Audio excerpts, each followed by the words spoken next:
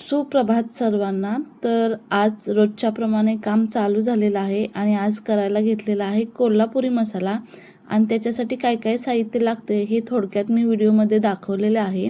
तर आता हे आमचं स्वतःचं घरचं मशीन आहे. याच्यावरती आम्ही मसाले रोजच कुटत असतो आणि फ्रेश मसाले तुम्हाला भेटणार आहेत. तर हा मसाला बनवण्यासाठी 5 प्रकारच्या मिरच्या तसेच सर्व प्रकारचे खडे मसाले अगदी स्वच्छ निवडून घेतले जातात व त्यापासून मसाला बनवला जातो. हे मसाले छान गॅसवरती भाजून घेतले जातात जेणेकरून मसाल्यांना खमंग असा छान वास येतो.